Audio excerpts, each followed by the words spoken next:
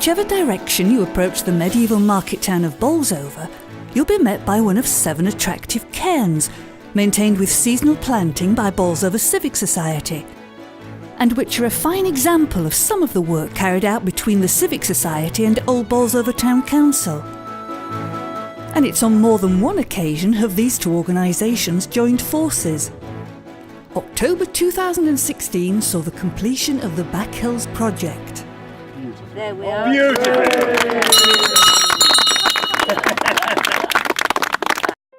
Through the partnership of these two groups, this tucked away area of Bolsover has been transformed. With costs met through support from a variety of external funding bodies, the Back Hills has seen landscaped areas with pathways and steps restored, along with wooden seating areas and interpretation boards. But where exactly are the Back Hills of Bolsover? While for many visitors the castle is the main attraction, a few yards down the road you'll not only discover the gateway to the Back Hills, but a very different kind of historical building. And it was Civic Society member and local town councillor Reg Tooth whose fascination with these little buildings instigated a second stage in the regeneration of the Back Hills. Both me and my wife have really loved walking, and we've always walked on the Back Hills where these conduit houses are based. And we've walked past them many times and saw them going into gradual decay. And when we came back from Canada, where the Canadians made so much of so little, and we had such a lot here and made so little of it, it made me think that we should do something similar here. I did discover that these conduit houses were actually on the Heritage at Risk register. But with financial support from Historic England, the building has been fully restored by local builder Phil Turton. It has been satisfying as a project because I can now see the outcome of 3 years of hard work, and I feel that it's something that the town can be rightly proud of. Meanwhile, committee member and Society Facebook administrator Sarah Bennett shares her experience of the Back Hills from a very different angle. I moved to Bolsover when I was 7, and this is the first view I ever had of this conduit house. I was like, wow, what is it? Is it a Wendy house? A watchtower? I used to imagine, soldiers, much like the Queen's Guards, stood outside the door. And then I thought the doors are a bit short for that.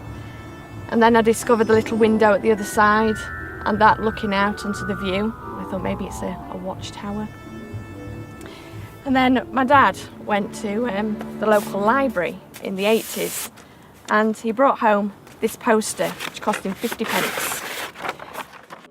And I was always drawn to the pictures of the conduit houses. And here, it mentions that they carried water, and I still think the watchtower is more exciting, to think soldiers stood in there and looked out for enemies or visitors. Improvements to the stonework of this second conduit house have also been made possible through the Back Hills project. Today, Sarah takes time to fulfil one of her ambitions. I've always wanted to sit here and sketch this conduit house. It's a piece of Bolsover history that's brought much pleasure to her own family, families from generations before, and hopefully many generations to come. But it was here in Bolsover Marketplace where the very first Civic Society project was completed. It was this row of shops in the late 1970s which caught the attention of local town councillor Bernard Haig. I was coming through the marketplace one day and turning on Middle Street, because in those days you could go left on Middle Street, and I saw people builders throwing the pan tiles from the roof, and I thought, I wonder what's happening to these buildings. Bernard was informed by the District Council Planning Department that the shops were to be demolished and replaced with a car park. And I did say, I said, well, you know that the gable end of the block of buildings to the left is a quarter crook. I said, they're quite important buildings. I mean, and I'd seen them on the 1634 seniors map of Bolsover. And they are the oldest commercial buildings in the town. And I went home and I thought, perhaps we could try and change the council's mind. So I organised a public meeting in the library meeting room, and I was really quite surprised. We filled the meeting room. We had over 100 people who wanted to save the shops. So we decided we would start a civic society. By 1981, because this was 79 when we first started, by 1981 the buildings had been totally restored. And as I say, they are the oldest commercial buildings in the town, and a very fine block of magnesian limestone buildings in a very important part of the conservation area, crucial to the marketplace. Owner of the hair studio, Hayley Kelly, has enjoyed working in this 17th century building for over 17 years. Basically, I live in Bolsover and I've always sort of enjoyed what we've got around here, and really good to work in a local community, to be fair. So I'm seeing people who I've actually grown up with and then still giving something back. Oh, I love it. Yeah, it's a lovely community to work in. Everybody's friendly. Yeah. Perfect. Around the same time the row of shops was renovated, Ben Elliott bought the property next door, restoring it himself to become Elliott Meats. The 17th century church farmhouse, just around the corner from the row of shops, was also saved by the society. And Pretty St Mary's house on Castle Street, it too was rescued from dereliction. Both these buildings are included in the Bolsover Town Trail, which also features the former Presbyterian church, built around 1662.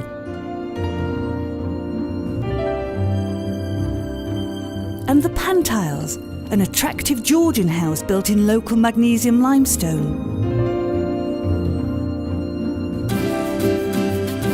Back in the marketplace, a welcome addition is the Pump Tea Rooms.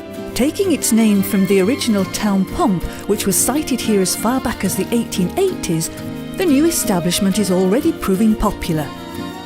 And it's thanks to the Civic Society that this pump, placed on the site of the original in 2002, now stands as a permanently preserved feature. Youngest committee member Josh Ludlam sees the Civic Society as a vehicle for local change. I joined the Civic Society in January last year because I'm passionate about protecting, preserving and improving the physical environment of where I live.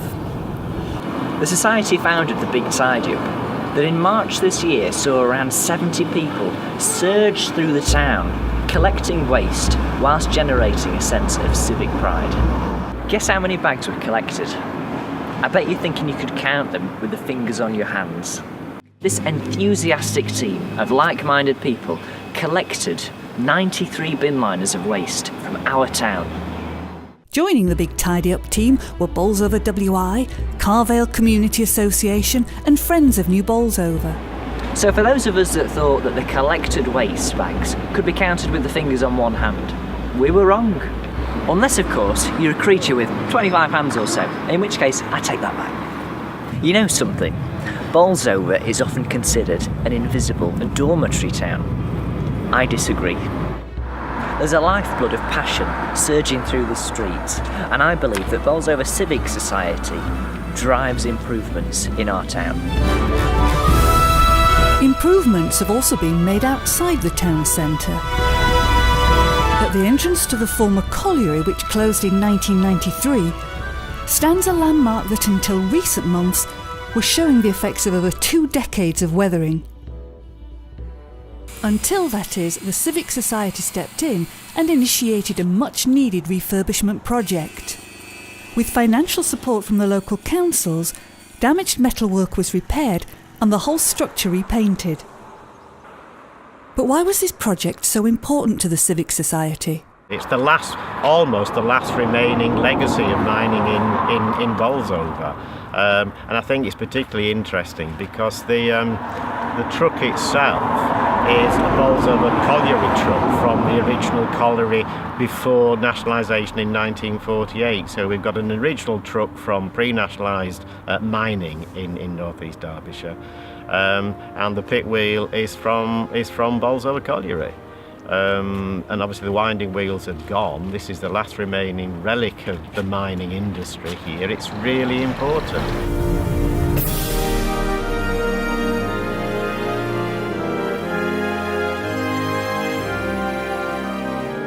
You've still got people that living in Bolsover that used to work here. Why can't, it's right that you should have the memories of that.